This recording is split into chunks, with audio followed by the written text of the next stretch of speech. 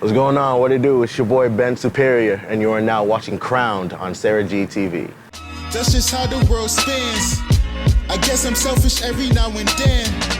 You sin, I sin. You bleed, I bleed. You lose, I lose. I'm human too.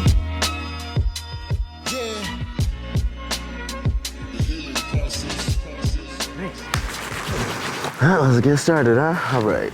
First question. What emotional weight are you still carrying and why?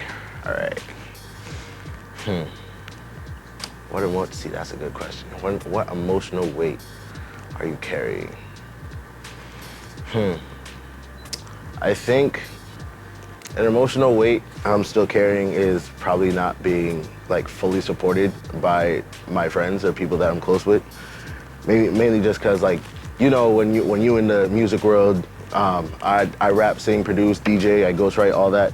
So like, when people say they support you, you feel me? I feel like at a certain point in time, there were people who were just saying that just to, you know, make me feel good about myself. Whereas like, they would just say that and then they wouldn't put any like real action behind it. So I guess that kind of like still like rubs me the wrong way, I guess. So yeah, I think that's one. Round two. Do you think sex is a requirement in a relationship? Yes. Yes, I do. Mainly because I feel like if you're in it, you don't necessarily need it. I'm just speaking from like a personal preference standpoint. I just feel like if we're not having sex in a relationship, at some point things could get stale, depending on, you know, how things go, conversations and all that. So yeah, that's just my take on it. Word. Number 3. What would you be doing now if you weren't doing music? Slaving away, trying to find a job. Cause I graduated from college last May, and like the theme for like senior year of college is like everybody's like stressing about, you know, where to go to work, how quickly can you get hired, can you get a job in the field that you studied, all that. So I'd probably be like one of those guys. So yeah. Number 4. Are you careful about the messages you put in your music? Yes. Yes, I am.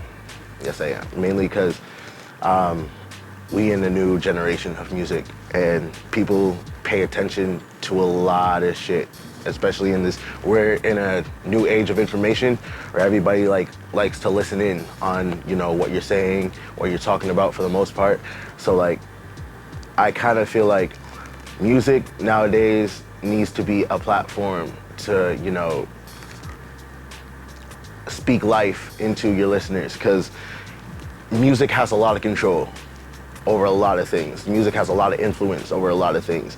So if you have that musical ability, you know, to speak life into a certain scene, speak life into your listeners, I say why not use it for more positive reasons instead of, you know, the typical things they talk about in music. So yeah, I would say I'm very careful about what I put in my music.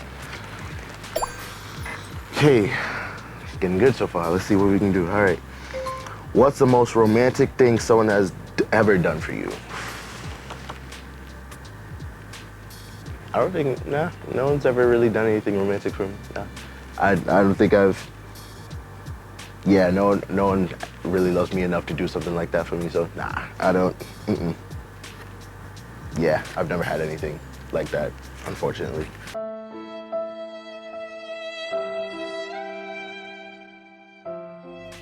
Maybe I will at some point. God loves me enough, but, you know, we'll see. All right. What was your childhood home like? I grew up in a single-parent household. Early on, my father walked out on me when I was 3 years old. So what I can remember from my early years, it was a lot of fighting. My mother and my father would yell at each other a lot.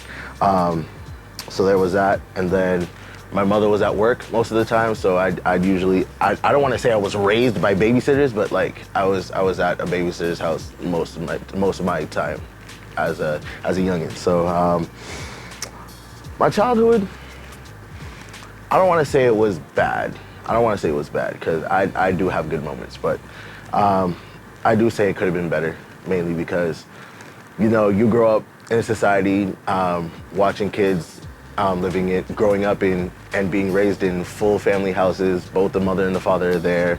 Everything's cool. Well, at face value, everything's cool. So you kind of like yearn for that as a child. So not having that, you know, it did hurt at first, but then after a while, you learn to be more grateful for what you do have. So like it didn't really hurt as much after a while, and I kind of got used to it. So yeah, I think I had a pretty standard childhood. It was cool. What are your thoughts on mental health in the Black community? I don't think it's touched upon enough, honestly. Mental health in the Black community is a very touchy subject because there's a lot of things that, there are a lot of subjects that people don't like to talk about. There are a lot of, you know, things that people don't really like putting into the spotlight for, you know, whatever personal reason they have. But I feel like mental health needs to be spoken on more because me, mainly for myself, I'm diagnosed with depression and anxiety, so I know how that's like, and I feel like the more, you know, we can put things like that in the spotlight, the more, you know, people will be willing to talk. Not only will people be willing to talk about it more, but people will be, you know, more comfortable with, you know, going to therapy. People will be more comfortable with talking about their problems and not bottling things up, because, you know, not everybody is lucky enough to find outlets where they can, you know, blow off steam and, you know, get rid of all of the inner demons and the pain they go through every day. Me, lucky enough, I was able to find music. That was my outlet. Some people have art, some people write books, some people have sports, but some people, you know, I feel like they think they don't have the necessary talents or the necessary ability to find those certain outlets to, you know, let that steam go off, because, you know, depression can be crippling. And when you have those thoughts running in your head all the time, you know, you start to downplay yourself, you start to downplay your abilities, you start to downplay, you know, your value, you know, on earth. So, yeah, I feel like mental health in the Black community isn't, you know, touched upon enough, and it really does need to. So, as an artist myself, I'm gonna take that initiative.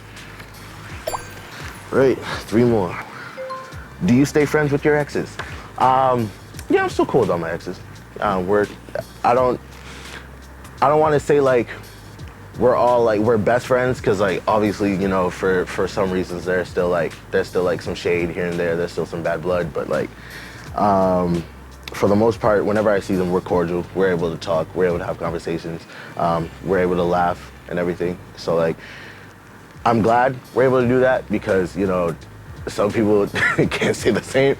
But so yeah, it's a good thing to be able to have a certain kind of healthy relationship with your ex, because, you know, it's good. It's a good way to have closure. It's great. So yeah, there's that. When have you felt the lowest in your life? 2016. 2016, I can say I was at rock bottom. 2016. I dodged jail time 4 times that year. Just, you know, getting involved in stupid things, making dumb decisions, getting involved with people I shouldn't have been getting involved with, and I don't know what it is, but like, there are like certain people in life who feel like after they dodge, you know, a bullet, they tend to feel invincible. I was that guy. I dodged jail the first 2 times, and I felt invincible. I felt like I could get away with anything, which was stupid. And I just kept, you know, getting myself into reckless, dumb situations. Dumb situations that could have been avoided, which is the worst part. And yeah, I just felt like that year I just kept, you know, digging a deeper hole for myself, to the point where I was at rock bottom. And at the time, it didn't feel like I could climb my way out. But throughout the years, I was able to find, you know, the right mentorship, the right leadership to surround myself with, the right group of people to surround myself with. And, you know, I kind of like, I started reading books, I started listening to audios, I started, you know, taking more care of my mental health, taking better care of, you know, myself for the most part. So 2016 me versus who I am now are two different people, I'm glad to say. So yeah, I made a promise to myself that I'm never gonna get that low again. So yeah, we're doing pretty good for the most part. We're only planning to get better. Right, last question. Okay. When did you start making music? I started making music probably sophomore year of high school, so 2015. Yeah, 2015? I graduated 8th grade. Oh no, not even. I graduated from high school 2014. So 2012 was when I started making music. I started off on my mom's computer with some broken down recording software, I forget the name of it, and a Guitar Hero mic. That's how I started making music. The lyrics were there, but the audio was horrible. I'll never forget that. But I was proud of it because I was like 16, 17, making music on my own. It didn't sound good, but I still did it by myself. So it was still something that I stood by. And throughout the years, I just learned the game. I learned how to, you know, produce. I learned how to use better software. I got around more studios. I got around more music people, and I just kept getting better over the years. So now I'd like to say in 2020, my music is a lot better than what it was in 2013, 2012.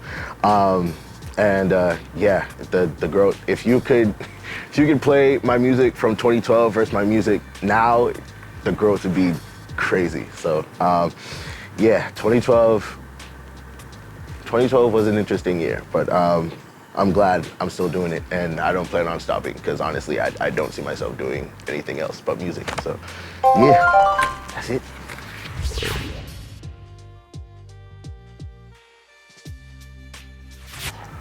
2020 is a year of new music, so I'm gonna be dropping a whole lot of new music this year, a whole lot of music videos, whole lot of content, and you can find me on Instagram at Ben Superior Official, Ben Superior Official. That's my IG, and yeah, happy to be here. All right, that's it. That's a wrap.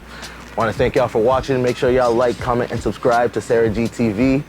Make sure y'all tune my homegirl up, and yeah, that's a wrap, people. All right. You know what? I can get used to this. They say black men are kings, right?